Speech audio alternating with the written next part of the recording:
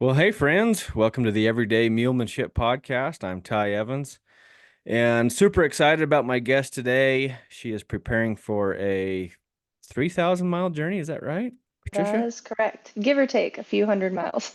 Give or take. About a 3,000 mile journey. We got Patricia Petrina on today, and I'm super excited to talk about this trip. We're probably going to have to get you back on after you complete this deal as well, but I thought it'd be cool to have you on before to talk about all the preparation and all that. So, but we're going to jump into that in just a second, Patricia. Why don't you take a minute here and introduce yourself to my listeners and tell them who you are, where you're from, and what you're getting ready to do. Yeah, well, thanks for having me on. Appreciate it.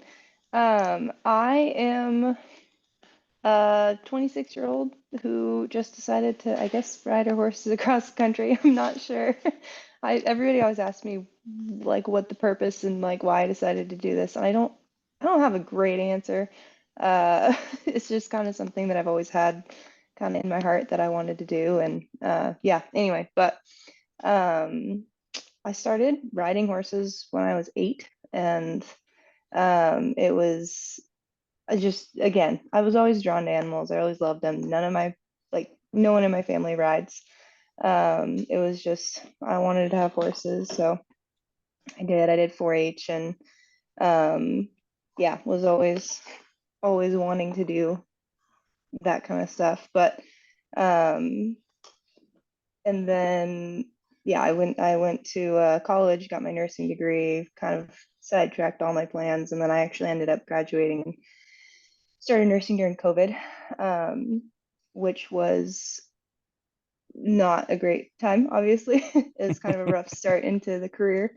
And so at like when I graduated, I started like I want something to look forward to for the end of this contract that I ended up having at this hospital. And I just watched Unbranded. I don't know if you're familiar with that documentary, but it's a Oh pretty yeah. cool group of kids who did, yeah, it's a group of kids who did a similar ride to what I'm planning. And um, anyway, so yeah, I started planning this trip actually 4 years ago. Um, and I ended up adopting 3 BLM Mustangs and starting them myself. And then I have a fourth horse that'll be coming with me. So Are you gonna take the donkey? no, the donkey doesn't get to come. Oh, come He's on. an illegal actually. He doesn't have papers. Oh, So he's I just illegal. got him from a rescue place, and so he has to stay. Yeah. Cool. He has to stay in Idaho.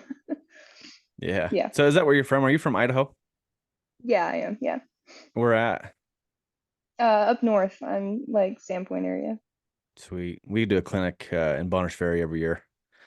I actually, the guy who I got connected to a guy in the Backcountry Horseman in Montana in Plains, Hmm. and I was actually going to go to that clinic. It just ended up that was the week that I was going to go to the Bob Marshall, which was like my last preparation ride before this trip. So Oh I didn't yeah. actually end up going, but that's why I asked where you were from earlier because I was like, I wonder if this is the same guy. So Hmm. Yeah, good old Bonners Ferry. I like it up there. That's cool country. And you guys yeah, got it's a lot of gorgeous. amazing country to ride there. So Holy cow. if you Yeah. can ride in all that country, you'll be good to go for everything else. You'll be fine. Yeah, it's amazing. It doesn't look that dramatic, but there's a lot of elevation gain and loss. And like I said, I was doing a lot of like preparation trips this last summer, and there were some days that really kicked our butts. So it Hmm. was it was a lot of work. Yeah. So how long you had these Mustangs now? I got two of them in September of 2022 as 2-year-olds. Hmm. And that was actually, that's a whole other story. I accidentally bid on them. I was not intending on buying them at that point. I just added them to like my watch list on the BLM auction site, and I ended up buying them. I won the bid. So I accidentally bought the first two. But anyway, so September of 2022, and then I got the last one in July of 23. So Right we're on. working on like 2 years, 3 years, I guess. So did watching Unbranded, did that inspire you for the Mustang deal too, or did you just kind of like why the Mustangs? Yeah, again, it was partially that. I've been wanting to get one for a long time. And again, like I said, I wasn't actually planning on buying the first two. I Mhm. was just started looking at them. I've started a decent number of horses, not a ton, and I'm definitely don't claim to be any kind of professional with it, but I started my horse that'll be coming with us. She's an Appaloosa quarter horse um, for some friends, and I was kind of wanting to look for a start that I could. I didn't own her at the time, so I was kind of looking for something that I could start and either sell or maybe hang on to. And like I said, I just graduated college, so I was kind of short of money, and I've always Mhm. been curious about the Mustangs. So I just started looking, and then, like I said, accidentally adopted two of them at the same time. So, Well, whoops. that's all right. Like, you know, do you know what herd they're out of? Do you I remember? do, yeah. So I have a little bay Mustang. His name's Friendly. He's out of the Jackson Mountain HMA in Nevada. And then I have a mare named Gracie. She's from Triple B in Nevada. And then my one that I got in July, York, is from Springsteen Heath in Oregon. Hmm. Cool. Yeah, Yeah. What's interesting about the Mustangs is, um, I guess a lot of folks don't realize where they're from and what their lineage is and their bloodlines are because, especially in Nevada, I mean, most of those yeah. those are old ranch horses that were turned out Hmm. right a long time Yeah, ago, late 1800s, and so there's some pretty cool blood in there, yeah, some good blood. It's not, different places you go. It seems like the further south you go, the smaller the horses get, yep. and they're not quite. I probably wouldn't pick those for your trip, but there's some cool herds out there in Nevada that there's some nice horses. There's There some great are. horses. And I didn't really know what to expect. They tell you have to have your 6 foot fence and like, all these things. And so I was expecting like these wild, jumping over corral panels and like all these things. And they were some of the easiest horses that I've started. They just were super sweet. I took the halters off because they put them in the squeeze chute to load them into the trailer. And I had the halters off within like 30 minutes, and they've just been really, really cool, quiet, like super sweet, personable horses. So I'm very happy with them. I would definitely get another one. So No, they're you've done a cool. good job. Watching all your videos on your Yeah. Instagram. You've done a great job with them, and now you've got a lot of miles on these critters already. Yeah. Yeah. They will be well accomplished by the time we're done. Heck yeah. So where do you plan to start your trip at? Are you going to go all the way down to the border and start there? Yep. Yeah. So I was going to do the Continental Divide originally, which goes through New Mexico and Colorado. But I decided that there was just too much. I wanted to start early in the year. I wanted to go south to north. There was going to be too much snow in Colorado. New Mexico, I've heard, is just like a wasteland of not no water for horses, and food and all that is just kind of a nightmare. So I moved over a couple states. So I'm going through Arizona, Utah, Wyoming, and then Montana, and then back into Idaho, hopefully. Um, God's country right there. That's the good oh, stuff. That's gorgeous. that's my country. I'm so excited. And then yeah, so just east of Nogales will be like my starting point. Coronado Memorial is kind of like the southern terminus. Mm. And then I'll be doing the Arizona Trail for most of Arizona. So Yeah, that's the Arizona Trail seems pretty established, and a lot of people use that. It's pretty popular, so that'll yeah, be good. That'd be really good. yeah. There's a lot of through hikers too that use it. So there's decent amount of information on it basically. Yeah. Yeah, that's good. That's good. Yeah. You know, you mentioned Unbranded, and we actually watched Unbranded on Christmas Eve with the kids. Oh, very cool. And it's all Yeah, good except for their one F word in there. Like, oh dang it, I forgot about that for my little kids. yeah, yeah, Uh, yeah. Gotta but censor that one out. my favorite is that opening scene with the Choya. I mean, Oh we man. have been there so many times. My wife, she got into Choya last March, so almost a Yeah, year ago, and she's got a great meal. It's an awesome meal. You would never expect this meal to have any issues at all, yeah, like never. And it stepped on the only thing we figured is it stepped on the Choya. like a piece that was already broken off Oof. on the trail because she didn't like go through the cholla.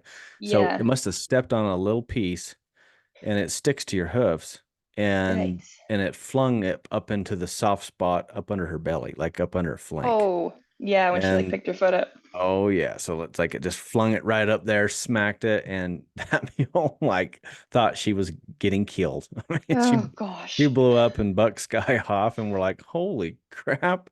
So stay out of the cholla, whatever you I do. that's what I've heard. I've it's been built up now. There's a little bit of like an apprehension. I've never been to Arizona or Utah for that matter, and so I'm a little nervous about snakes and scorpions and shoya and all the things. But and my horses will, they're good horses, but they will buck me off. So I'm a little Yeah. nervous. Well, the cholla, I'm way more scared of cholla than anything else. Like There any you other go. thing, like, nah, just stay away from the cholla. They're not soft. No matter, Not no as matter how fluffy they look, do not touch them. don't touch them. Copy that. I've heard they also will like break off and like jump out at you. I don't know if that's Nah. an exaggeration or not, but No, but no, yeah, it's an exaggeration, but they are extremely fragile. So that's it. So oh, like okay, okay. if you just I mean barely like nudge them with your stirrup, they just break off. That's how they Got spread it. their Cool. whatever, their seeds. But yeah, it's crazy. So yeah, don't get in the choyo. All You're starting right. early enough. You probably don't have to worry. What time of year are you starting? You're starting in March, aren't you? March, yeah, yeah. I leave here March 4th, so it'll be like a 4-day drive down to the border, and then the goal is to start March 9th. Oh yeah, sweet. That's Yeah. that's gonna be good. You're gonna cruise through Arizona. Perfect weather. It's gonna be nice for you. Yeah, I'm hoping. Yep, There's that'll be a good. there's a little bit of snow, concern in like Flagstaff area Mhm. um and then I'll be getting, I think I'm supposed to cross the border into Utah. I think it's May 7th or 8th. So Hmm. uh again, the goal is that hopefully I'll be avoiding some of the snow in the higher elevations, and then um there will be hopefully some grass still, water, all the things. So Yeah, yeah, you should be all right down there. Um, we'll be down. We'll be down to Bryce Canyon Mule Days that week, which is in Tropic, Utah, not very far. that's actually one of my resupplies. So yeah, I'll be riding through there. heck yeah. Who you um are you meeting somebody there? Are you like staying overnight there? What are you doing?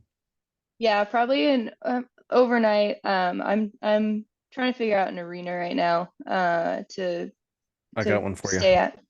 Oh, perfect. There we go.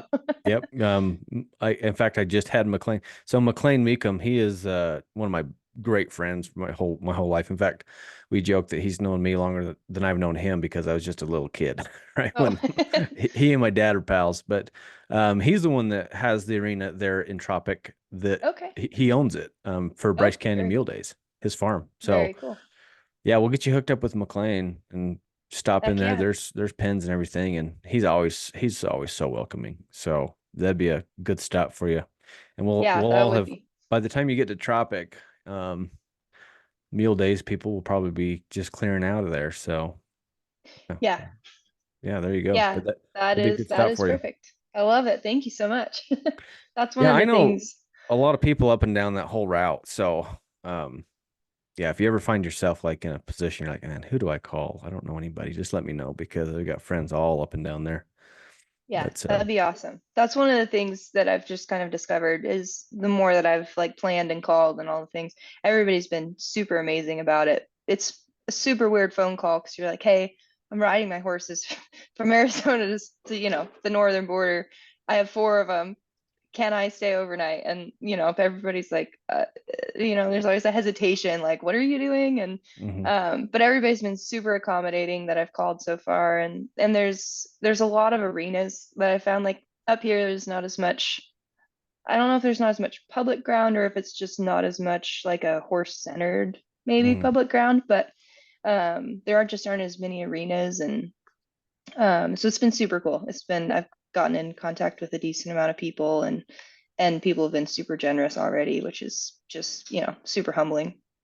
Oh yeah. Yeah, there's so many arenas up and down Utah and Arizona especially. Every little town has a Yeah. fairgrounds. Yeah. Rodeo's a big deal in Utah and Arizona, Wyoming, Montana. Yeah, so Whenever my friends, when I'm doing my clinics and stuff in the East and they're asking about places to stop and stay, where should I stay? Where should I lay over? I'm like, hey, you know what? Pretty much every town has an arena.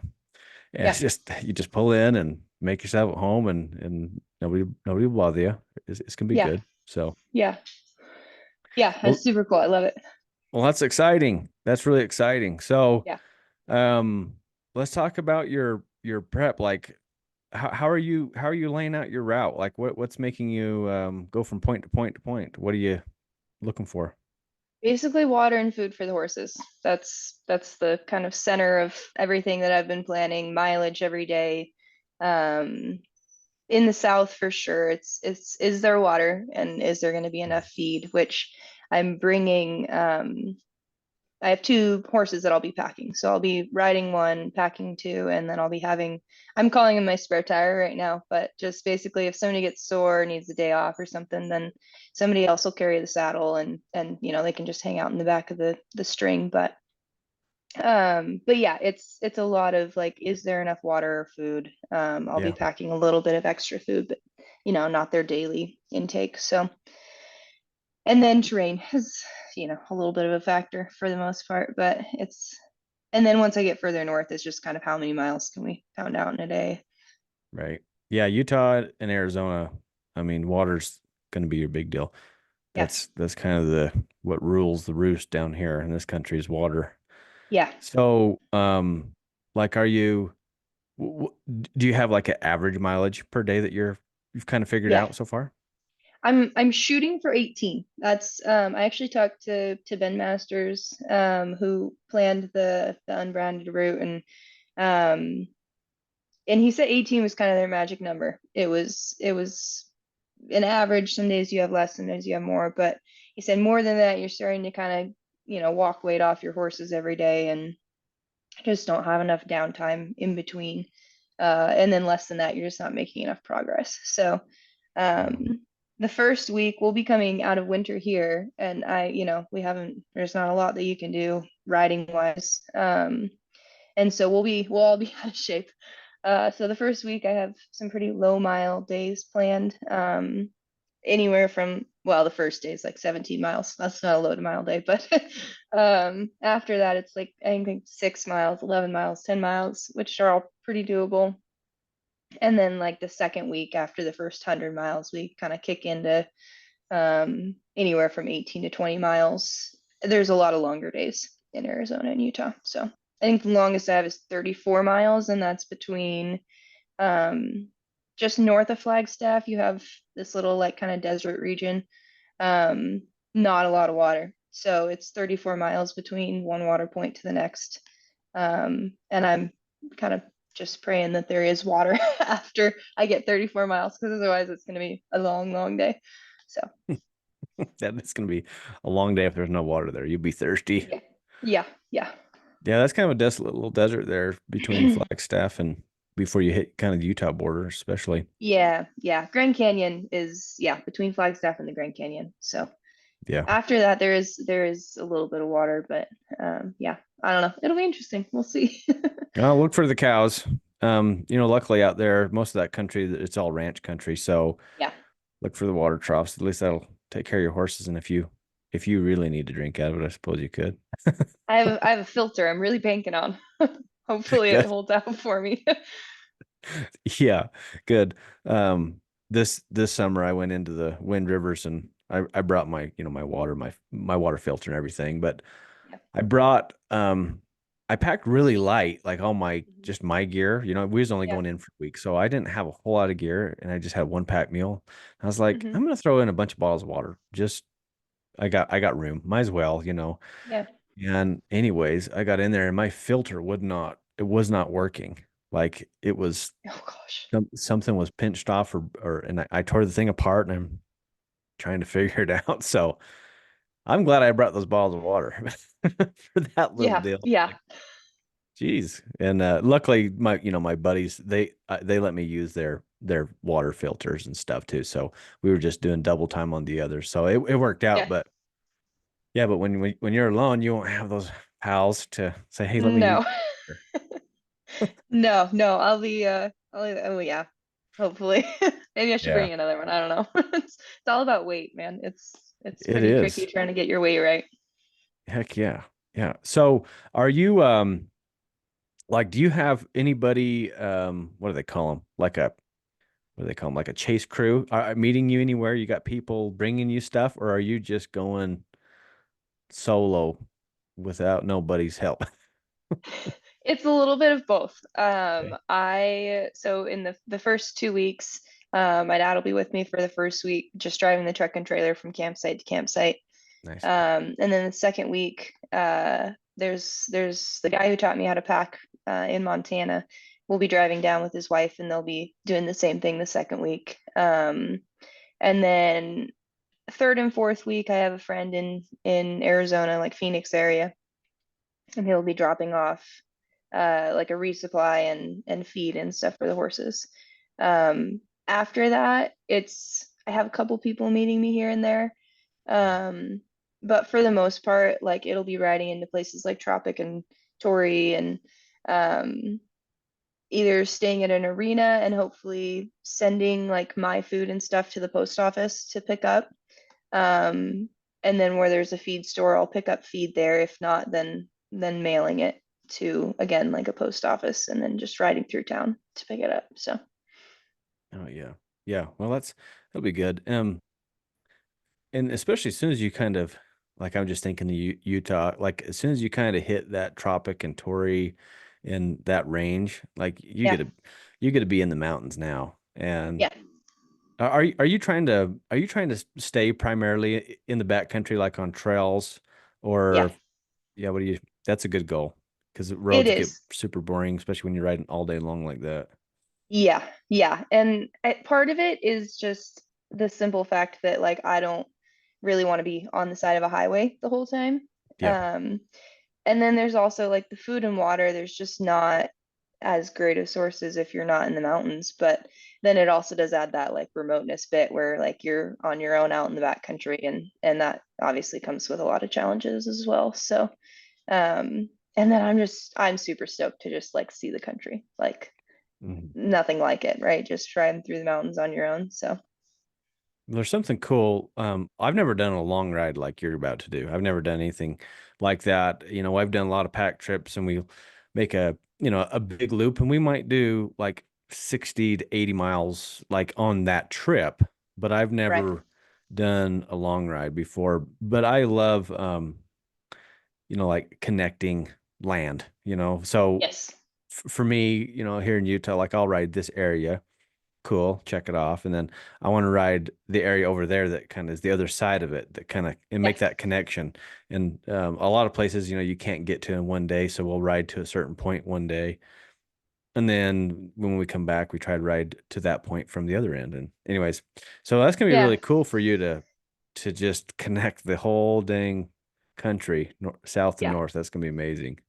Yeah. And like yeah, again, I get on these like little imagination like you're riding like cowboy country. Like that is Hmm. what people did and it's such a cool thought to like you're literally going to be riding where people that was what you did. You just ride from place to place to place and water and food and those are what drive your, plans and Um, yeah, I'm really excited. I haven't done a long ride either. This is going to be my first as well. So again, we'll see how it goes. You're gonna be awesome. Speaking of the people that like are out there doing it, when you get through my country up here, pretty much all of central Utah, you'll be hitting that country the same time as a lot of the sheep herders hit it. Oh, So, very cool. and we know a lot of them like above us here, Mickles run a lot of sheep and Stevenson's and anyways, there's a whole bunch of people right here. And so Okay, there'll be guys up there, sheep herders that is what they do for a living. They ride for a living, live on the mountain. You know, man. there's one herd that um I mean he lives off his horses all summer long. Hmm. Um, the ranchers, they'll pack in his groceries every week. Wow. And he lives on the mountain in a wall tent all summer long. That's his There's deal. just those careers, man, that like you just like, is this?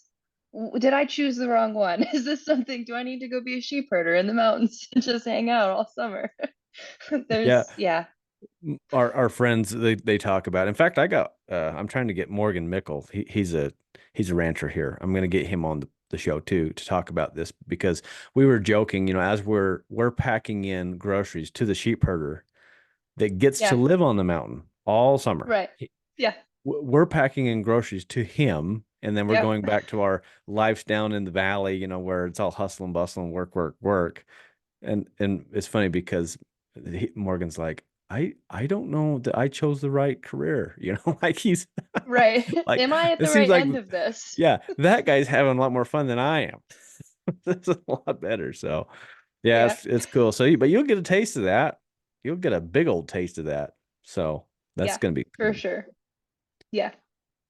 So what's one of your biggest stresses on the downside of things? What are you most stressed about? Like what's really biting at you that you're worried? I mean, there's a lot. I'm a worst case scenario kind of person, so I just run through scenarios over and over again of like everything that could go wrong, which I don't know if that's helpful or not, but I tell myself somehow it is. I'll be more prepared if it happens. But Well, the biggest, I think it's good to plan for like, okay, well, yeah. and you're talking, Patricia, you're talking to like the most optimistic guy ever. Okay. Like I'm always like, if it's raining outside, I'm saying like, it's going to stop any second. It's not going to rain all day. Right. That's my attitude. But I have found a lot of value in visualizing myself getting into situations that are tough Yeah, and visualizing and working my way out of it. So yeah, yeah, you could say, well, you're picturing negativity. Yeah, that's true. But I'm working my way out of it in a positive way. yeah, So I think that's just being prepared. I think that's contingency plans. So what yeah. are some of your contingency plans you're trying to figure stuff out with? Yeah, the biggest one, like I said, is water, which is kind of an easy fix if you look at it. Basically, you can keep walking. Like it's not going to be fun. It's not going to be like a good time. It'll probably put some extra stress on everything, but you can't always keep walking. It's not like you have to stop. You can take a break or whatever and then keep going till you find water somewhere. Um, and again, like for the most part, I'm not going to be so far in the backcountry that I'm not, within at least like 60 miles or something of civilization, which is kind of, I guess, a blessing of our modern society in a way. But so water is one of them. Getting sores and lame and all that kind of stuff, any kind of unsoundness anywhere. um my horses have spent a lot of time wearing their pack saddles, but not this much. Obviously it'll be every day, with weight and for 7 months, Hmm. nose to tail. So um trying to prevent like sores and going lame and stuff. Um, and again, that one is just kind of if somebody goes lame in the backcountry, you just have to walk it out. Um, and then there's if like weight is another Hmm. concern. If we're losing too much weight, the horses are, if it's a lot to keep up pace wise. So, and again, like there's an opportunity every 100 or so miles. I'm stopping somewhere for a resupply. And that'll mean that we're somewhere near people, and you can always take a week off, or, I could have a horse get picked up, which is partially why I'm going with one extra horse. So somebody needs to bow out before we're done, that we can drop them off somewhere and have them picked up. Oh yeah. Yeah, that's good. Yeah, well, those are all logical things to stress about, Yeah. for sure. I was just thinking about the water and like how long you can go. I've always said if you want a horse that's as close to a mule as you can get, pick a Mustang because they're tough. They're There. tough. They are, and but like I'm thinking this is from a ranching perspective, okay, because that's the only thing I can give you. Like we've long trotted all day long. Like we have long Hmm. trotted 30, 40 miles in a day. Yeah. No water. Yeah. And yes, everybody dropped weight, including you, the human. Yeah. Yeah. Like everybody's thirsty, everybody's tired, like it's a miserable day, and so that's not that big of a deal. The only thing that I'm thinking though, the difference is well, you're supposed to do it again tomorrow. you Right, know. Whereas right. like for us, we just grab a new horse, grab a new mule, Mhm. and swap them out. But I guess if you've probably planned in you got a good buffer time for recovery days, and Yeah, I think those recovery days are key for some on so many levels. But yeah, so maybe if you get across some of this desert country and oh crap, there is no water, and you got to go a long ways and you miss out on it. Well, then if you've budgeted in a couple of recovery days, those horses recover fast. They yeah, they they really do. They really do. yeah. That is one of the things about the Mustangs too that I've noticed. It kind of bothered me at first because you always used to look for like the forward and the, kind of really driven horses. My Mustangs are not that. They are very laid back. Uh, and at first I kind of picked up on it as laziness, and what I've discovered is that it is it is energy preservation. They are Yeah. masters at it. They will not expend any more energy than they absolutely have to because they don't know how long their day is going to be. And so that's kind of one of the things that I really appreciate about them is that they drink every time you hit water, and they will just kind of keep that steady pace without a lot of extra like drama, which I appreciate. Yeah. Yeah, absolutely. Yeah, they're good at moderating their energy Yes. and yeah, I think that's really cool. And like Yeah. the soreness deal, something I just thought of like with the soreness deal too was I'll tell you a quick story. I was on a pack trip with another person. I'm not going to say who. Um, he was a younger guy, and a little bit, I think, just a little bit naive or ignorant or both. I don't know. Could be But both. so we're saddling up the next day. So we've packed in. Okay, we've got our gear. We've Mhm. packed in. We're saddling up, and I'm brushing my mule off. I brought a curry comb. Right, I'm brushing him off. Actually, I brought a curry comb and a regular brush, like a soft brush, and I'm Mhm. cleaning my mule off. Because it went down the meadow and it rolled and it got a little muddy and right. And he's like, "You packed in brushes?" I'm like, "Yeah, of course I did." He's like, "What?" He's like, I don't need to brush my mule. I'm like, "Yeah, you do, man. We're gonna be in here all week, and this is not nearly as Yeah. important as your deal, because you're going across the country. We were packing into a trailhead, so really we could ride out or walk out, the 20 Yeah. miles. Like it's not a big deal." But my point was, hey, I'm going to keep my meals clean and I'm going to keep them from getting sore because I don't want to end my trip early. Like that's not what I'm going to do. So keep them clean and brushed off, especially the sand. Like when you're going through Yeah. Arizona and Utah, the sand is so abrasive. If it gets in the Yeah. cinches, you got to keep those cinches clean. That's so important. The sand will just tear them up. Yeah. Yeah, it's funny that you say that. That literally was my first pack trip. I did not bring brushes. Like there's so many things that I didn't know that I Mhm. needed. Um and yeah, that is what I've discovered. You keep your saddle pads clean, you keep, your cinches, everything. Um and then I have most of the time I'll be doing 5 travel days and 2 days off until I Nice. hit like Wyoming pretty much. And then I moved to 1 day off a week just because there's a lot more feed and water and stuff. So I figured it was probably time that we could start doing more miles a day, and they would have, a little bit better nutrition and all that every night. So um but they oh shoot, I just lost my train of thought. You're talking about traveling, how many days on, how many days off to give them a chance Oh to yeah, yeah, yeah. recover. Yeah, sorry. The days off. The days off will be, I think, key is if you're starting to get a sore or hot spot, whatever, and then I'll also be able to like wash. I have like a fleece liner underneath my saddle pads that I'll be able to wash. So I'm not having to wash the whole like pack pad. Which is actually something that I talked to Trent Peterson about, is he really recommended having like a double layer with just like a wool liner underneath. So that was it's been really good so far. Yeah, if there's ever a time to get one sore, it's springtime when the hair's coming off.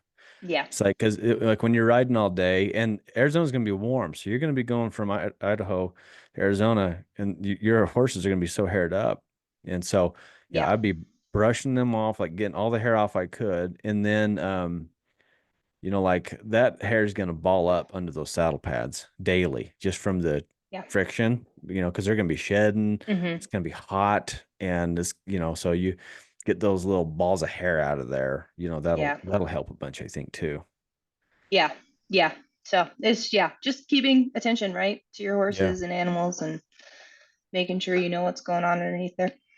Something that I do, and um, well, this is pretty prominent, like in the Great Basin country. I didn't realize that it wasn't normal everywhere else, until I started doing clinics and traveling and going everywhere. Like we'll Hmm. ride an hour or two, and then we get off, and Yeah. we, like on our riding saddles, for example, we'll turn the rear cinch completely loose and loosen up the front Hmm. cinch, and then we'll lift the saddles off their backs and just like prop my Oh, elbow up under there. And yeah. I've always done this. Like, so it just cools our backs off, and then we go all day long, right? Interesting. And they don't get the white marks and the sores and heat. Huh. And when I started traveling, especially back east, people would look at me. We'd be riding, and I'd stop and I'd do that. They're like, "What are you doing?" I'm like, "Well, I'm just letting my mule's air, or back air out." And they're like, Yeah.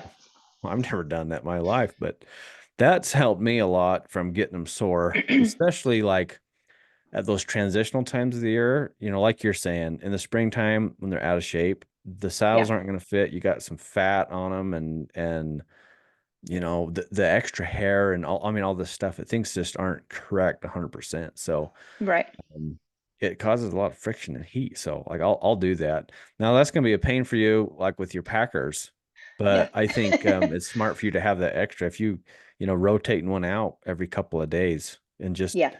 having that'll be really good for them. Really good for them. Yeah. Yeah, I think it should be the saddle fit is, so they're not going to be 100% custom if I'm trying to have, one pack saddle fit multiple horses, but Yeah. um hopefully we have it close enough that it'll be able to fulfill the function, give somebody a day off. Oh yeah. So what about their feet? You said that's another thing you're kind of concerned about. Are you wearing steel shoes on these guys? You wearing boots? You going barefoot? What are you doing? Shoes, and the the goal is that I will be reshoeing them myself. Um, I've trimmed before. That was actually one of the projects of last summer was I've trimmed horses before, not again, nothing professional, nothing um, I can shape it roughly the same that the farrier did the time before. So last summer I spent the whole summer um my farrier and I, every time the horses would need to be reset, he would come out, he'd shape the shoes for me, which is he'll be shaping all my shoes, and then I'll just be mailing them every, like 6 weeks or whatever. So I'll carry a couple extras, and then he'll be sending the full sets. But anyway, so I spent all last summer shoeing my horses, which I have absolutely massive respect for farriers now because it is so much work. Oh yeah. But yeah, that'll be the goal is we're wearing shoes, and then we'll be, reshoeing them as needed.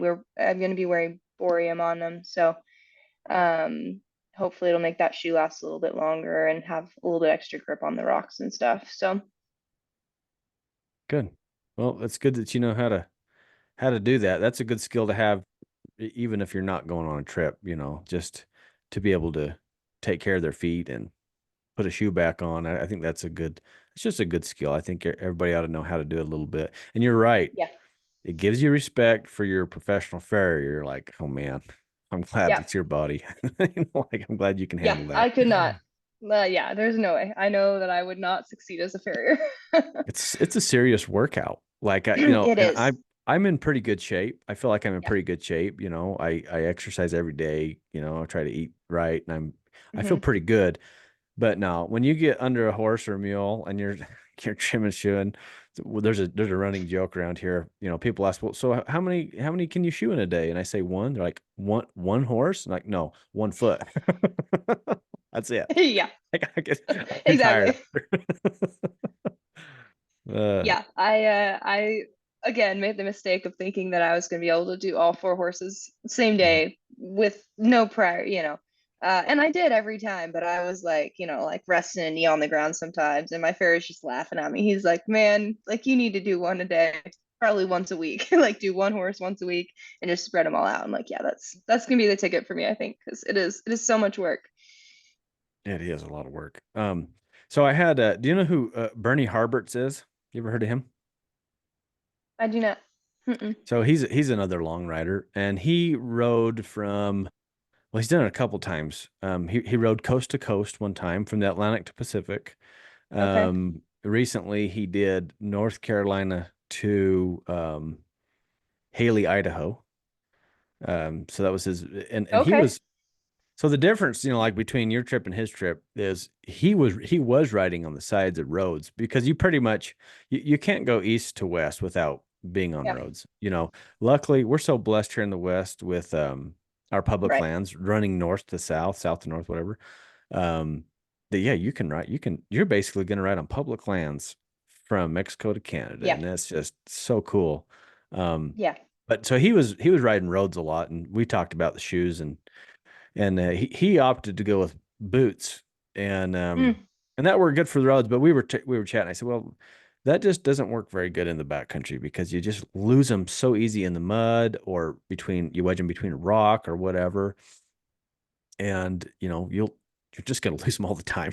you know yeah, I have friends I Yeah. ride with, and Yeah. And now granted some of the boots are getting to be like better technology, no doubt. There's some people that are doing good, and I definitely have students and people that will argue with me and say, heck no, these are the way to go. But everybody that comes and rides with me in Utah, they lose them all the time. So I'm like, just put some steel shoes on if you need to. But yeah. And those things are expensive too. They're like $80 a boot. So that's a lot of money you're leaving in a mud hole in the middle hmm of backcountry. yeah. So yeah, that is I have some friends that are, they swear by the barefoot. I'd like to try, I'd be curious to try it. Around here it's very doable, but yeah, down south I don't want to risk a stone bruise or something like that. Well, yeah. Or just the mileage. Yeah, there's nothing wrong with barefoot. Most of my meals are barefoot, right? But I'm Yeah. not riding 3,000 miles. Like I'm Yep. riding today, Yeah. and yeah, today I might do 20 or 30 today, but then I'm swapping out mules or horses to something different the next couple of days. So they get that time off, and they're get that, time for their hoofs to grow out a little bit and recover a little bit, and they're just fine. Um, Even the ones that I do run barefoot, like we go on a week-long pack trip every year, Mhm. usually the Wind Rivers, or like you've been to the Bob and all that, we'll do something like that. And I'll even shoot my meals just for that week because I'm like, you Yeah. know what? I just don't want them to even get sore. And it's selfish of Yeah. me too, because I'm like, I don't want it to mess up my trip. Like I Right. want to ride. Like I don't want to be like, oh crap, well, they're sore. We're gonna sit in camp all week, can't go anywhere. Right. Well, I guess you could hike, Right. but who wants to do that? So, well, cool. Well, I think it'll be all right. I think these things are all manageable. This is going to be good for you. What are you Yeah. um what are you doing for food? For your I am food. I am freeze drying all of my food. It is again, I don't I have a tendency, I think, to just jump in with both feet, and I always say it'll be fine. Like it'll be fine. It'll work out. And it has for the most part, but it causes a lot of extra work, I think, for myself. But anyway, so yeah, I'll be freeze drying my food, which I am currently that's all I'm doing, like is just cooking and freeze drying um and then I'll be like shipping it ahead. It's in the long run, it saves me quite a bit of money. This kind of trip is taking 7 months off work and all that is a lot. So um, I think it'll hopefully pan out in the end. It's just causes a lot of extra work on the front end, but Have you figured out what your favorite meal that you have made that's freeze dried is yet? Have you tried your own food yet? Uh, I probably should have tried in a larger quantity. I do like a sample from every batch, but no, I have not just like straight up eaten my food that I've freeze dried for like a week to test it. Mm, Lasagna though is I think currently a top placeholder mm, is really hard to beat because you just you can eat it in like the freeze dried form, and it just is like a Mm, really yeah. great chip, or you rehydrate it and it's basically the same thing as it was before, which is super cool. So, I'm so when you're freeze drying your own food, how are you, like, how do you know how much water you got to add back to it when you're going to cook it? Like, how do you figure that out? simple trial and error. I'm Like, well, sure if there's someone smarter than me, they could probably figure out like some kind of ratio, right? Like oh you yeah. take this much weight out and you put it back in or something. I just wing it, and you just add water till it gets a little bit too soupy and you're like, ah, shoot, less next time. Well, there you go. Yeah, that's Yeah. easy. Like, oh, well, this lasagna's a little mushy this time, a little Yep. watery, but whatever. Yeah. I need water anyways. Yeah. Yeah, you It's like when you probably add water to the mash, right? You just horse mash, just a little extra yeah, water this time. that's good. Yeah, you're gonna need water. We need water. Everybody likes water. That's good. Yeah. Well, that's so like what kind of food you making? You said lasagna. What else you making? A lot of it's a lot of carbs, really. It's just something that will sound good at the end of the day, but um I'm trying to get like as much fat, obviously, fat, carbs, all the things in a little serving that you can. Yeah. Um, because I'm probably not anticipating that I'll be stopping for lunch. So most of the time I'll be eating some version of breakfast and then dinner.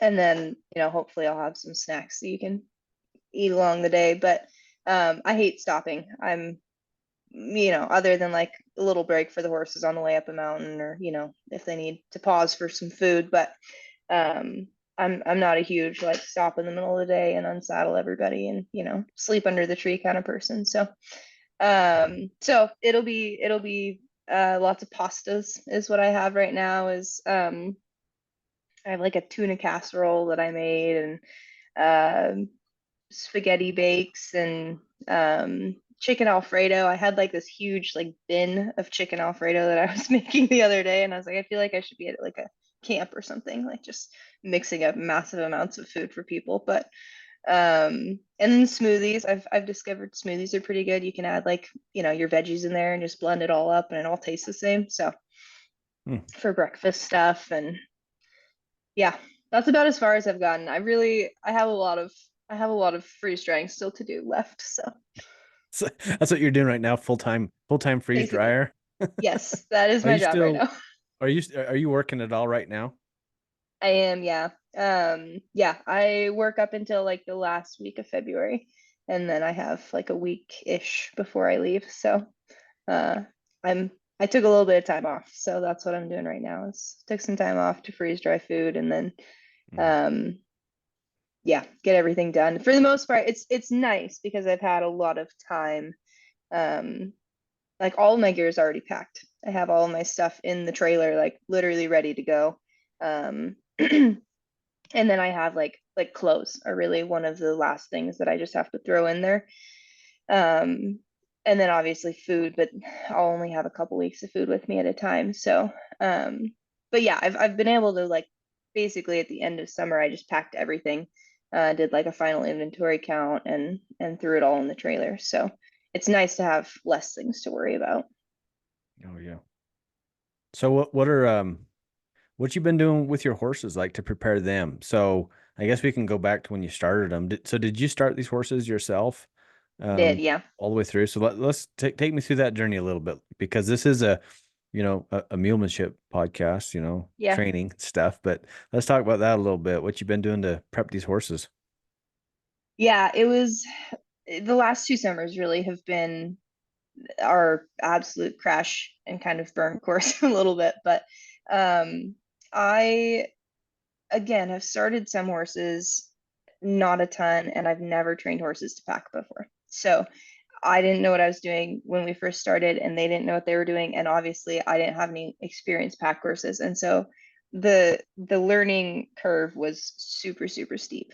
Um, but basically, as soon as I got my first two Mustangs, it was trying to figure out how to communicate with them, and how they need, how they need to be talked to, I guess, Mhm. in a sense. But I'd only ever started domestic horses. It was how I imagine, I've never worked with mules before. It's how I would imagine that they kind of tend to be. There's a little bit more finesse, I guess, that you have to have. You can kind of bully a horse into a lot of things. I don't really like to do that, but I feel like they're a little bit more willing to be like, yeah, okay. Like if you really think that this is something that we need to do, okay. Mhm. The Mustangs were a little bit more like, I don't know if that's actually a good idea. Like I think that maybe we should think about this a little bit longer. And it took me a little bit to kind of figure out that aspect of them.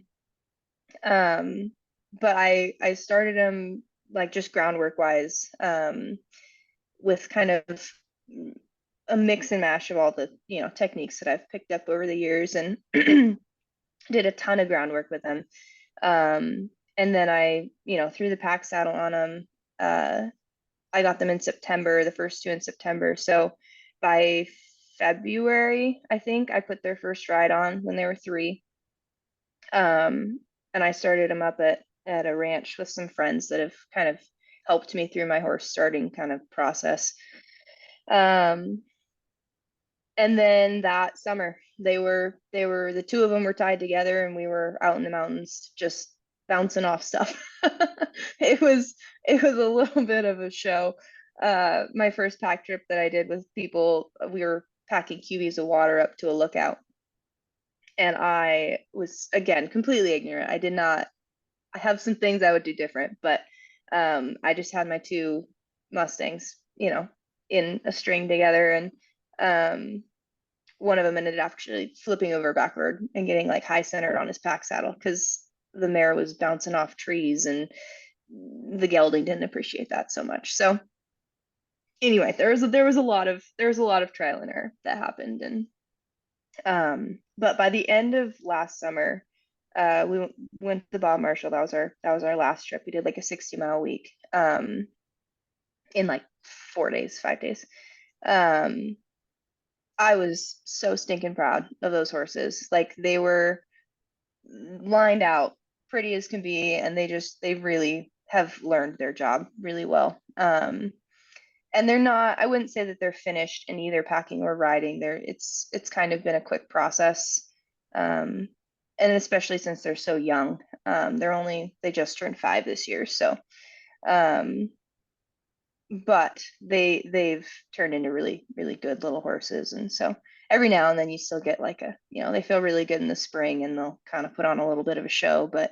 um, but yeah, they've done really well, and it was just a lot of miles, really. Oh yeah. Well, if they're not broke yet, they will be by the Yeah. end of this deal.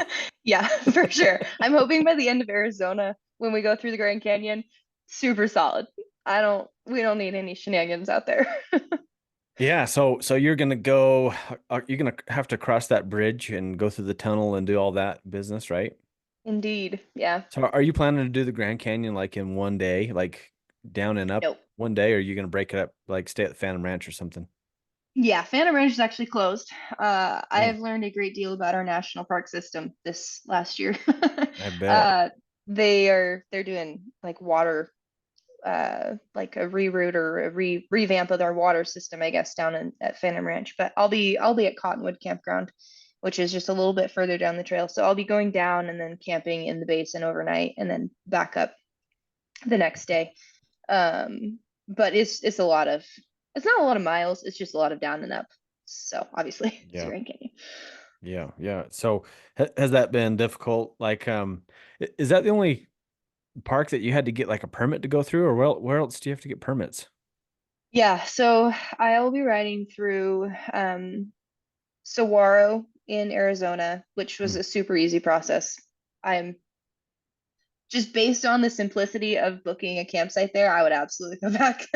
Mm-hmm. uh, and then the Grand Canyon has been pretty good so far. It's really how many people you're competing with for like those backcountry permits. Oh yeah. Yellowstone, I'll be riding through Yellowstone and then Glacier. And I actually talked to a gal at Glacier the other day, and she's like, if you can navigate the permitting system at Glacier, you could literally navigate anywhere in the world because it is just so It's just a complicated, like you have to get your backcountry permit on this day at this time, and then you apply for this, and then you do this, and it's anyway, I've learned a lot. I bet. Um, and then the Grand Teton National Park, I will be riding through for a day. And those are all walk-on permits, which is kind of a nice thing. You don't have to worry about getting like applying for a lottery system and all that. But yeah, so it'll be 5 national parks. Nice. Yeah. Nice. Well, that's gonna be just amazing. I love the Tetons. The Tetons is probably my favorite like set of mountains. They're so cool. So cool. Yeah, Are you gonna I'm be on the excited. Idaho side or the Wyoming side? I will be on the Wyoming side. So I'm actually riding through Jackson, Wyoming. And then I'll be camping, like I said, one day in Teton National Park. And then I'll be going through the I'm blanking on the name right now, but that national forest that goes just to the west. And I'll actually be riding into Yellowstone through the Wyoming side. So Okay, cool. yeah, That's cool country up there. That's awesome yeah, up there. I mean, I'm excited. yeah, that's beautiful. This whole ride's gonna be beautiful. This is gonna be so cool. Very excited for you. So, what like what is there a part of this trip that you're kind of wanting to just get done real quick? Like, is there any terrain or any area that you're like, all right, let's just get that checked off and move on? Honestly, Arizona and Utah, simply for the fact that I've never been there and the water stresses me out. And the food. I mean, I don't really Yeah. know. I know it's been a dry year in Arizona so far. I haven't really heard much on Utah, but Yeah. been not a ton of snowpack, not a lot of rain. And so just I'm excited because I've seen like, I'm on Onyx looking at both satellite and then also like Forest Service maps and like the mapping situation. I have like 5 different apps that I'm working with, but Mhm. um but you like look at it and I'm excited for the terrain and I think it's going to be gorgeous. But then yeah, I'm just a little bit I just want to get like the 800 miles of Arizona out of the way and then like halfway up Utah. I think once I hit like Salina, I'm a little less concerned um about like the feed situation. Seems like it Oh gets a yeah. little bit better. Yeah, as soon as you get on the skyline, are you gonna take the skyline? Is that I have you wanted to. I think there's going to be snow. Yeah, there will I'm be, but there's so many little spots you just drop down. You'll be okay. just fine. If you're like a diehard, like I gotta stay on the skyline. Yeah. Yeah, you're gonna be playing in the snow for sure, for sure. Yeah. Because we usually get up there. Well, I mean, this last year, I mean, there was still snow in August, so like Yeah. we've had a legitimate snowball fight up on top, uh, in August. We really have like so. It's but there's so many spots you can go down and around and whatever, and Yeah. you'll be I think good. the current plan I think is that I'm riding the valley is what I'm planning on right now, just on the side of the highway because uh I've talked to a couple people and that's one of the areas that I know the crew in Unbranded had a hard time was that plateau. Well, that's They because they get a lost ton of their snow up there. horses. That's because Well, they they lost did, yes. that. I think there were a couple things on that plateau that didn't go so great, but Yeah. uh but I know that they hit like a ton of snow and like one of their horses stepped through a stirrup and it was a whole thing. So Hmm. anyway, the plan right now is to ride through the valley. Well, yeah, as you get closer, like you could check with me and with Yeah, others around. I mean, yeah, that's my backyard, yeah. So like I could let you know, and then you could What's the decide. 'Cause snow report? yeah, right now, I mean, it snowed this morning, but Okay. like we are down on snow, which is bad for us because we rely on snowpack so much. But yeah, you just never know. But if you can get up there on Skyline, that's way Mhm. better than riding Highway 89. Of course, you'll get to see like cool stuff like if you ride the valley, you get to see like the Manti Temple, which is gorgeous, absolutely gorgeous, and there's cool things to see, but Yeah, not as cool as being up on the mountain. on the mountain. Yeah. I would Yeah. I would rather be up on the mountain. So we'll Hmm. we'll we'll hope for that. I have both routes planned out if need be. So There's something else too that's interesting is like above me there. There's some parts of that mountain that's higher elevation that they're going to have more. But then like as soon as you get to a certain point, you can jump up on that mountain. Like from my house, you could go up the canyon and get on Yeah. that mountain and basically stay on lower elevation stuff and Okay. not be in the not be in the snow. But yeah, you'll just have to cross that road when you get there, huh? Yeah. Yeah. Pretty much. Yeah. That's almost 1,000 miles in, I think. So Hmm. Oh yeah. Well, that's cool. yeah, Well, what else are you looking forward to? Are you like a fisherman? Do you like to I fish? am. I do. So that's gonna be good. My dad raised me fly fishing, and some of Nice. those little streams that I'm looking at on the satellite imagery are definitely tempting.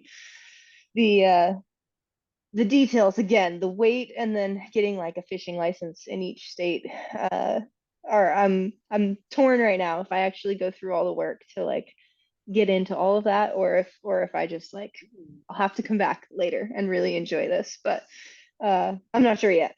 I'm No, haven't you decided. could get, yeah, like I would get, I mean, don't get a fishing license in Arizona, but, but as soon as you get into Right, right. yeah, Utah, Wyoming, especially, like all the stuff that you're going to be Yeah, riding through in Wyoming. Oh my gosh, such yeah. good. N Northern Utah will be great. So like, are you, so maybe it might be hard to describe. Like, are you going to go through like some of the Uintas in Utah? Like, are you getting into that country? Do you know? Like I is northern that a Utah? mountain range? Yeah. I just Monte Cristo is the mountain range that I'm going Oh through. yeah.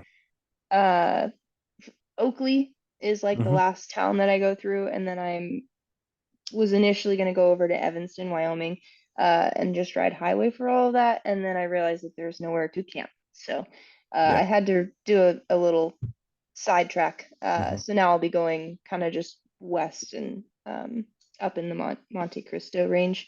I'm not sure Hmm. if I'm riding through those mountains or not. There's a lot of Yeah. mountains. Yeah. It's so cool up there though. It's so cool. If you can do it, man, there's Yeah, some great country. It's so pretty. And then, then you'll jump over into Wyoming right there. So you're probably going to yeah, go up the Wyoming range then and like through yep. Star Valley or paralleling Star Valley.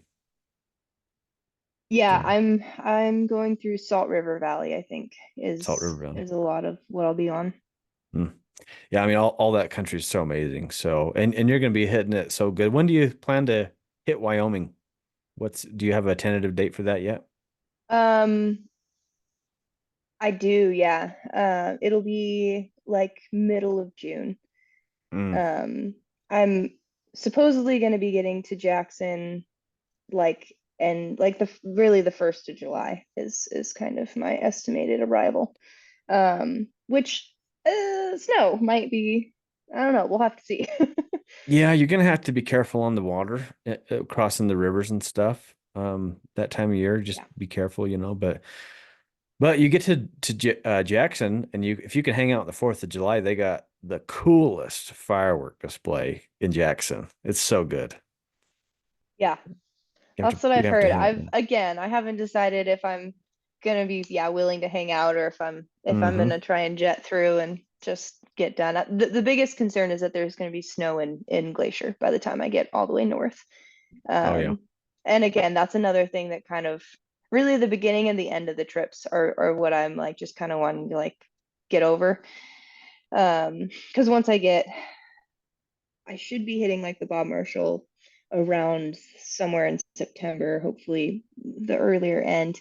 Uh, but then I'll be getting to Glacier like end of September, early October, and that's kind of hit or miss up there. Sometimes it snows, sometimes it doesn't. I don't think it sticks, very often, but um, again, Oh some big yeah. mountains to get stuck in snow. So Yeah, yeah, if you hang out too long, it'll be cold. I mean, you'll be able to yeah, be in there. I mean, people hunt, not national park, obviously, but they hunt, in yeah, high elevations forever, all the way into the winter. So you can do right, it. You just be yeah, cold, miserable. So yeah. Well, that's awesome. So I really want you to plan another trip and take the donkey. So that's gonna have to be your next goal. I would love to take the donkey. I don't know if he would love to go. He is very Yeah. much he is an Eeyore kind of donkey. He just kind of wanders around, looks for food and sulks a lot. He Do you do might, anything with him? Like, do you pack him or anything? I Ride him? tried and he lays down every time. Oh no. He's like, He has no nope, desire. I'm out. Yeah. I'm Yeah, not a pack donkey. he doesn't want to be a pack donkey. Yeah, I tried training him to a cart, like cart training him, and I Mhm. tried packing with him, and he just really just wants to be a really pretty lawn ornament. So he's Hmm. I don't know. We'll see. Hopefully, one of these days the Yeah, donkey will get to go. there you go.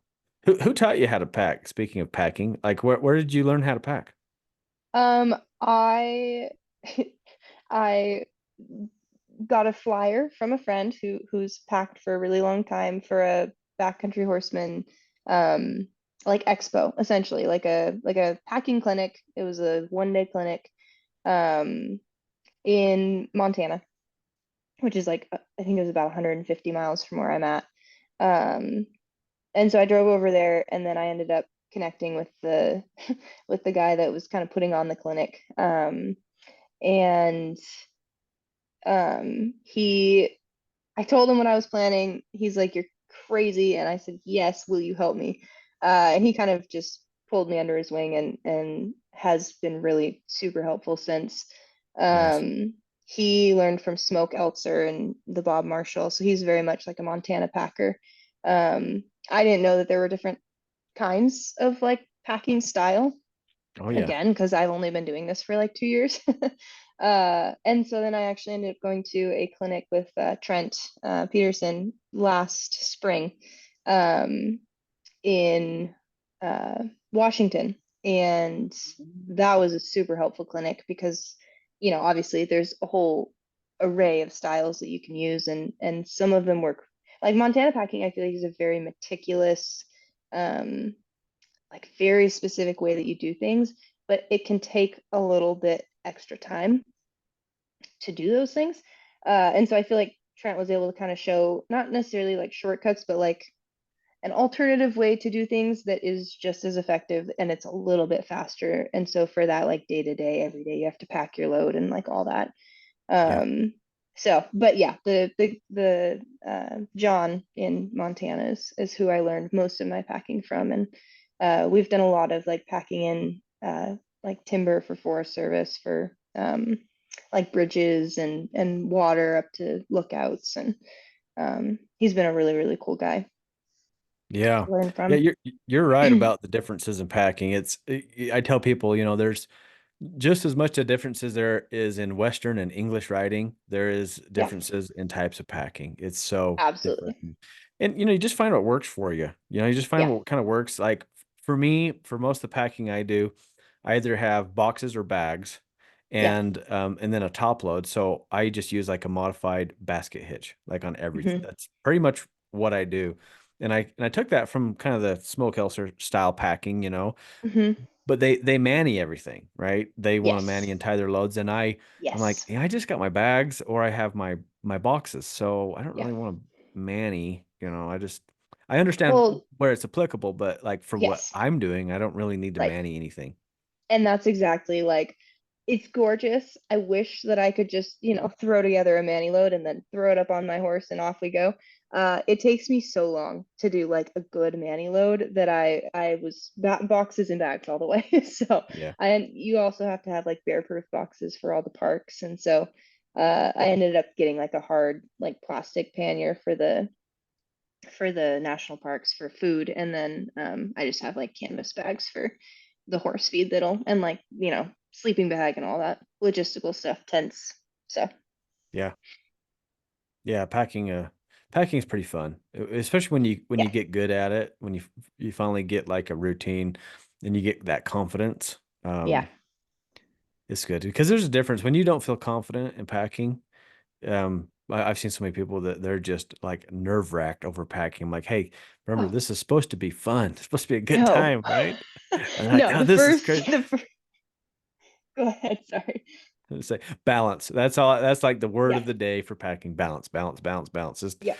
make sure everything's balanced and you'll be Yep. fine. You could tie it on crappy. You could like have the worst knot. You could make mistakes with your ropes and Yep. whatever. But and you'll get away with it, but you can't get away with being out of balance. No, like 2 pounds is the absolute max that I've discovered is my, Yep. yeah, that was neat. When I first started packing, I was like, my neck would hurt, my arms were like, just simply from how tense I was the whole time because I was Mhm. so stressed packing Oh all yeah. those horses. And yeah, it's gotten a little bit better. I think that again, hopefully by at least a couple hundred miles in, we're getting a little bit more confident because there are still some, stressful points, but You'll find you'll find your way. It'll be so good. You're going to be such a great packer that, maybe you could hang up the nursing job after and go get a job anywhere being a full-time packer if you wanted by the time you're done. You'll be expert. that wouldn't be the end of the world for me. That might be a good career change. We'll see. That'd be a heck of a thing on your resume. So, well, Yeah. I packed 3,000 miles in a year. Yeah. Just the one, just the one. Yeah. Yeah, I don't know. We'll have to see. There's a lot of potential. It's one of those things too though that I'm like, I don't know if I'd ever want to make it a job because it's so much. I've come Yeah. to love it so much. Like people have horses and they'll do disciplines and professions and roping and rodeo and all that stuff. And then people ask me what I do, and I'm just like, I trail ride, and they're always like, oh, dang, like that's it.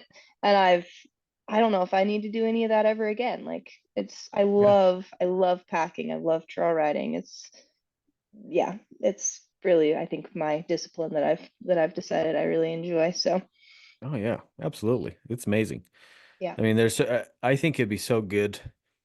And I'm hesitant saying this because I don't want everybody coming out to the wilderness and ruining Right. our serenity. But I Yes. was about to say that, like if it'd be so good if everybody could experience the wild and Yeah. nature and the backcountry. I think it makes you a better human being. Yeah, It it does. really does. Like I said, I say that I don't want everybody showing up now and, Right. and ruining it. Yeah, people, dang it. Ruin But everything. it's good for your soul, which brings up another Yes. question, I guess, for you, Patricia, is like, how do you, and this might be pretty deep, and feel free to go where you want to with it, but like, how do you think you're going to change? Because you're not going to be the same Patricia leaving as you are coming back. You're going to be a different human. Yeah. What do you think is going to change in you? Do you got any predictions? Um, I am just yes, I hope so. Um, I don't think you can do a trip like this without having some kind of faith in something. I'm a Christian, so I Yeah. believe, that there's somebody watching over me that I will be hand in hand with this whole trip. Because I don't know if there's a way that I could do it without that. There's so much risk, I guess, associated with this. Even just like some of the days that we were practicing, not practicing, but like doing our trial runs, our training, I guess. Yep. Um, there was one day specifically, I made a mistake on the map. I should have gone down one way and up the other way. I was just riding down, doing a loop through a drainage system. Wasn't super well traveled. Uh, I apparently went down the way that a horseback rider planned, and I went up the way that just like a hiker planned because there were no switchbacks, none whatsoever. And it was, I think it was close to 3,000 feet of elevation, like 4 miles. It was just an uphill slog. The horses were like, my poor mare's Susie Q is her name. She's my kind of lead mare. Her nose was on the ground, and I was like, I'm gonna kill this horse. And this is 1,000% my fault. And I just, walked into this and, try. It was an error of rider judgment, right? So, um, and it was one of those moments where you're like, I don't know really what I should be doing right now. Like, do I turn around and then have to, you know, hike back the way that we came, which was another like 10 miles? Or do we just like keep slogging it out? And it's those kind of situations that I am anticipating of like you either, scream, break down and cry, or you just cling to something that you know is there for you and just, figure it out. Sit down, figure it out, keep going. Um, and I think that mainly being by myself in a lot of this too is there's nobody else I can be leaning on other than my faith. So um hopefully by the end of this I will be a lot more patient because I don't think that you can get through this without having a lot of patience and um just really level-headedness. So uh I think that there are going to be a lot of really hard spots, but I don't know. Hopefully there's a lack, not a lack of concern, but a lack of flusteredness, I guess. Like when you just get in those spots, I'm hoping by the end of this ride, like nothing's gonna phase us. We're gonna be just a really super solid crew, and it's gonna be just a calm, I guess, that we have by the end of this trip. Yeah, that's awesome. Yeah, Um, I think this trip will definitely help you learn to feel that discernment. yeah, Like you get into a hard spot, like I've been in places that I've been like, you know what? I don't know how to get out of this. And you yeah, get down on your knee and you say a prayer, you ask, help me know what to do. yeah, Or sometimes I think I know what I should do, but I'm not sure. You ask for those things like, okay, this is what yeah, I'm going to do. If this is right, help me be able to discern that. If it's wrong, help right. me to really help me to discern that. Yeah, yeah, Like, yeah. you don't have to tell me if it's right, but please tell me if it's wrong. Please tell me if this is a mistake. Yeah. Yeah, for sure. you And know. even in the preparation for this trip, I'm going into it very much with a mindset of like if this is like a really dumb idea, like put up some kind of block. Like don't let me start this trip if something's wrong. Like it's I've been really trying to be intentional about like going into this with a very like I think discerning is the right word, like a very discerning like heart of is this really what we should be doing? Obviously the last thing I want is to put myself or my animals in danger. And so, Mm. going into it with that weight of knowing that you have things relying on you.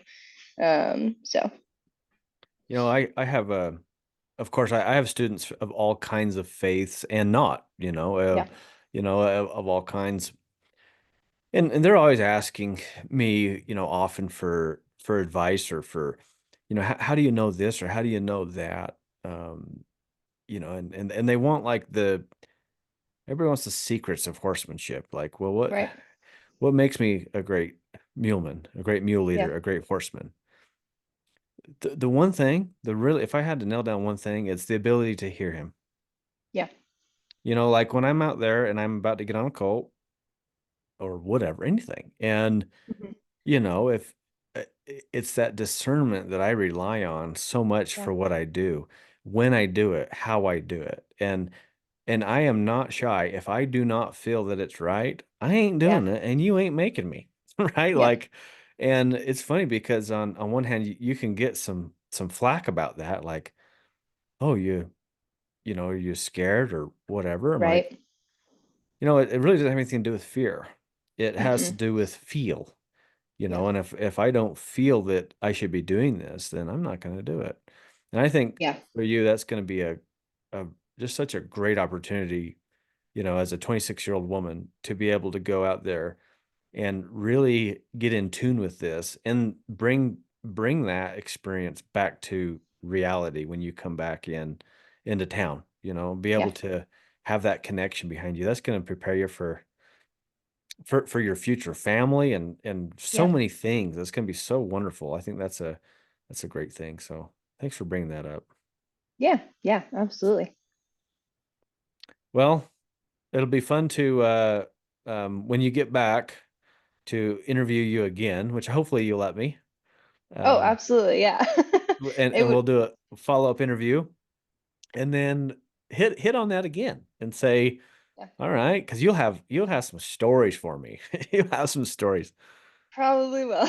Yeah. And say, hey, how'd that work? And you'll probably have some I have no doubt Patricia, that you're gonna experience some miracles. And I would encourage you. I encourage all my students this, but to keep a record, like keep a Yeah. journal of these things, because like everybody thinks of like miracles like some glorious thing that angels come down and just sing. and Right. and to me a miracle could be that you had that discernment. Hey, well, the map says I should go right, but I really think I should go left. Yeah.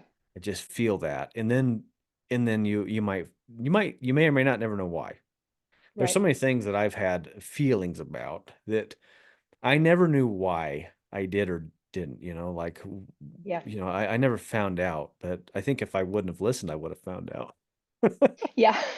Yeah. No, I that has been my experience as well. I think it's those little things that like either you don't think about a ton at the moment or you're like, oh, shoot, like this doesn't feel right, or I need to go do this. And then looking back a lot of the time I feel like there's, like you said, sometimes it's not. It's like, oh, maybe I would have, maybe it wouldn't have. But there Hmm. have definitely been times where I'm like, man, that was an intervention right there. Like if I had, done that other thing, then it would not have not have turned out well for us. So no, I'm excited, and I hopefully, yeah, hopefully we can do an interview afterward, and I mean it'll be interesting. I'll probably be so desperate to talk to like a human being at that point that you not be able to stop me from talking the whole time. I think you're gonna have lots of people talking to you. A 26-year-old woman riding with four horses going across the country. You're gonna have all kinds of people saying, "What are you doing?" They're gonna Yeah, they're gonna want to know all about you. So that's gonna be pretty yeah, fun for you, I'm sure. But yeah, there yeah. probably will be some lonely moments out there. Some, I think back, a lot of times that I've been by myself. It's usually it's not so much in the day, like when you're cruising, you're going, you're working, you're doing the thing. I've spent days and days and days completely alone, right? Yeah. With nobody during the day. But it's always like if everything settles down, it's like at camp at night. You're like, Hmm. yeah, I kind of want to talk to somebody. Yeah. Yeah. The dog's just not cutting it right now. Like I feel like Yeah, human being would be really great. Hear yeah. somebody talk back. Speaking of the dogs, you got a couple cool dogs. Are you going to take your dog on this trip? I am. And I don't know if that's the wisest decision. I'm hoping that it'll be good. The idea of doing this without having my dog with me is I think it's a little bit too lonely. So Yeah. I have a 1 year old Australian Kelpie, which Hmm. is not a super common breed, but I think probably more, you guys probably have more of them around where you are, cattle country. Yeah, They're not super common up here. one of my wife's favorite dogs was her Kelpie. She had a little Kelpie cross. Yep. I think it was a Kelpie healer cross, and Okay. tough dog. So if there's ever a Yep. dog that can do it, it's gonna be your Yeah. Kelpie. Yeah, and she just turned a year. She was going with us all last summer. She did 20+ mile days, and she'd like take a 10-minute nap and be like, ah, I'm ready for more. So I Hmm. have no doubt that she will be the dog to do it with. And I think, yeah, having a buddy, especially at night, and uh, all the things, it'll be nice to have her along. So, but There's a she's difference. Yeah, there's a big difference in a horse and a dog. Like there is people say, "Well, I'm with my horses." Like, yeah, but like it's not the same as a dog. I don't not care what quite, you no. say. Dog is different. So that's good for you. I'm glad. I'm glad. And Yeah, then when there's bears and stuff and whatever, right, she'll bark and get them out of there and spook them right. off, and you don't have to deal Yeah, with that crap coming into your camp and stuff. yeah. Yeah, Wait, that's the there. goal. She Yeah, might just hide behind me. She's not necessarily the bravest Kelpie that I've ever met, but yeah, but hopefully she fends off all the things. yeah. It'll be good. It'll be good. Well, cool, Patricia. I appreciate you. So, something that I do at the end of all my episodes is ask my guests for a word of advice for people going down this road of life, and it can be horsemanship advice, it can be life advice, it can be anything. What's one thing that you would like to tell people? Dude, that's a hard question to spring That on is somebody. it is hard. It is hard. Um, It can be anything. I think I don't know. For me, it's not having the fear to do something that's really been, sitting in your heart, whether it's a dream or it's an aspiration. If it's like a super simple, like I want to pick up this hobby. Um, I've always tried. I haven't been alive for very long, and I'm, trying to be aware of that, not to be overinflated for my age. But I've done a lot of really cool things, and I think a lot of it just stems from the fact that I really try not to live my life afraid of failure. Um, and just really stepping into like, I want to go do this. I'm going to make it happen. And yeah, just walking with that kind of that confidence to explore the unknown is really important. And I think that it leads to a lot of really, really cool opportunities in your life, That's awesome. obviously. That's, I mean, yeah, yeah.